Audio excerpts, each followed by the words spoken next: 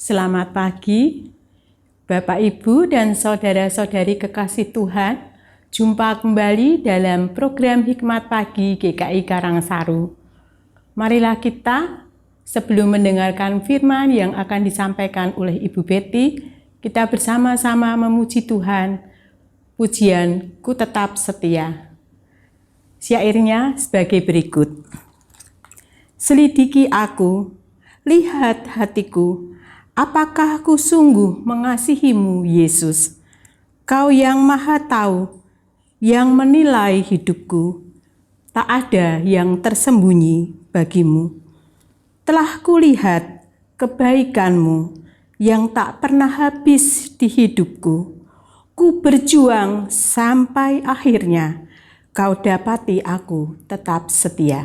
Marilah kita bersama-sama pujikan pujian ini.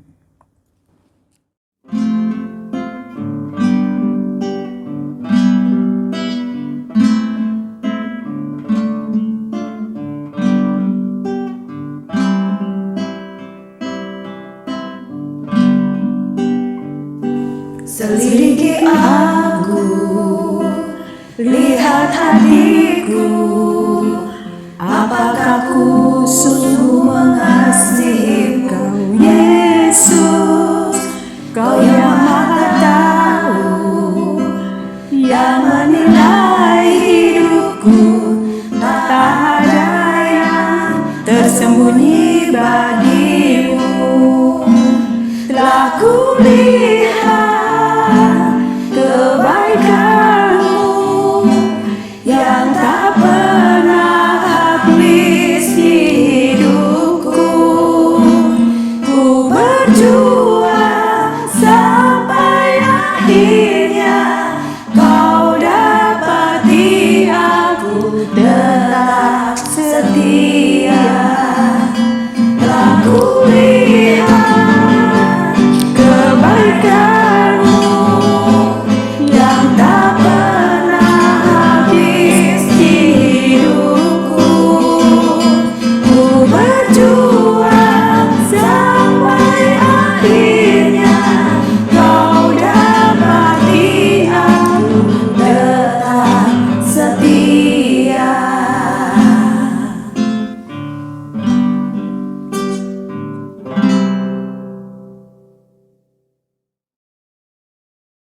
Marilah kita bersama-sama berdoa sebelum kita merenungkan firman Tuhan.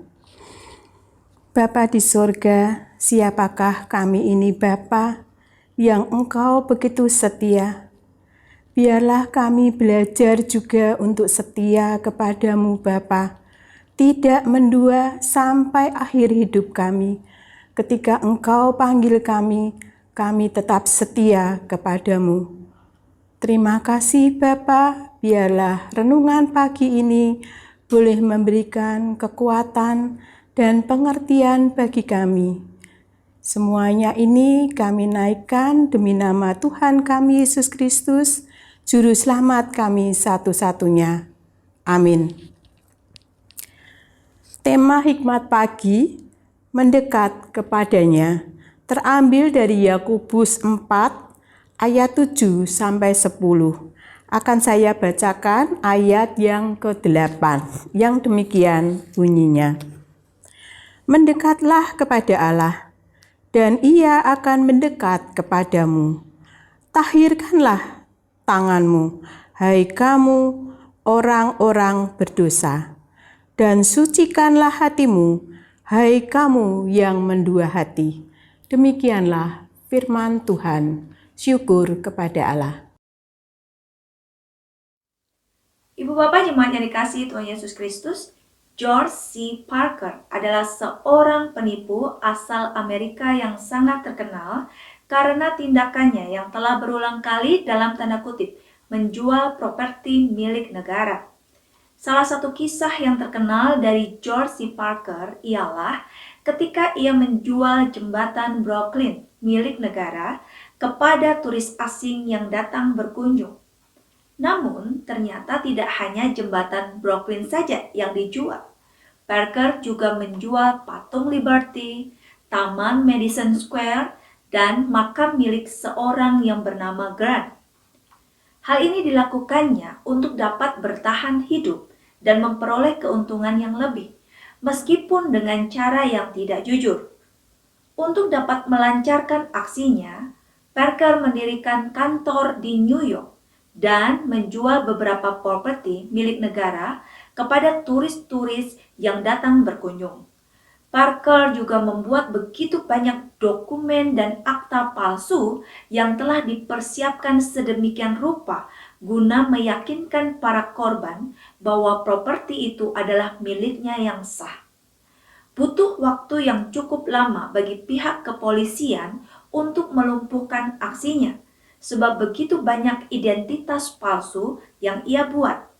Setelah berhasil ditangkap, Parker dijatuhi hukuman penjara seumur hidup di penjara Sing Sing di New York. Dalam kehidupan ini ada begitu banyak hal yang mencoba menggoda kita untuk tidak hidup dalam kebenaran firman Tuhan. Godaan itu dapat datang dari keinginan untuk menjadi kaya dan serakah, keinginan untuk mencari popularitas, keinginan untuk balas dendam, dan sebagainya. Meskipun dosa nampak sangat menggoda, tetapi sesungguhnya semua kesenangan itu semu. Dosa selalu berujung pada maut. Oleh sebab itulah, sebagai anak-anak Tuhan, kita perlu ingat bahwa kunci untuk dapat melawan berbagai godaan, yaitu tunduk kepada otoritas Allah. Dengan demikian, marilah kita datang dan mendekat kepadanya. Ketika kita mendekat kepadanya, maka Tuhan pun akan dekat dengan kita.